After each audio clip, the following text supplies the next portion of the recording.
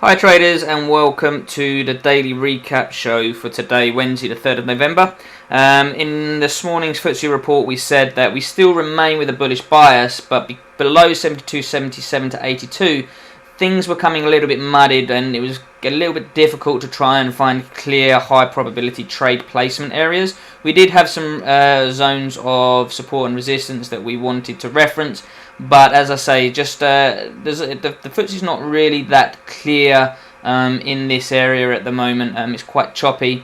I have 71.82 to 92 as the first real clear zone of support. So let's go and have a look at today's action. So as you can see, we got this sort of push up from the open and we failed just below the 72.77 to 82 area. Actually yesterday's close price was here at 72.75, so actually this zone may be adjusted down slightly tomorrow to include that level there as well. But it failed just before that resistance area. And then as you can see, we did sort of respect the zones a little bit today around here. And then again here, and then we broke through this zone here. We held it on a retest, and then we've held this zone as support, resistance, support, resistance. So it has actually respected the zones that I've plotted today. But again, you can really see that the price action is still fairly choppy. No real clear direction. So today was a bit of we had the initial push up, and then the rest of the day it was fairly weak, going from zone to zone without any real clear high probability trades. So I mean, the range after that initial push was only sort of 62 to 35. So again, it's only 30-point range from sort of 10 o'clock onwards. So still very tight range on the FTSE, still very choppy action. The zones did work today, and we'll keep an eye on them to see if we can get some better areas for better trade placements in the reports going forward. But at the moment, that 72.75 to 82 area now is the main resistance, and we still have 71.82 to 92 as the clear support zone. Okay, so on to the DAX. We said the DAX was balancing around the key higher time frame resistance of 960 to 980. So the reaction to that would be interesting at the open, and then we spoke about if we broke back below 915 to 930, then we could see some retracement of yesterday's move. So let's go and have a look at today's action. So today's DAX action was pretty atrocious.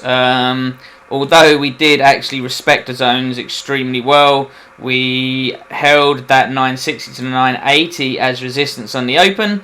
We came down, we tested the 915 to 930 as support, tested it again. It just really used the zones as support and resistance all day. So we didn't get the break below 915 to 930 to see the retracement of yesterday's move, and we also held the 960 to 980 zone as resistance. So again, these zones were very well respected today, but with a 50-point range on the DAX, that's very small range day for the DAX. Very choppy action. I mean, you can see this whole action here from the open of the market really was that's sort of right up until sort of 11:30. There really was just lots of wicks, lots of choppy action, lots of oscillating candles, so no real clear direction at all.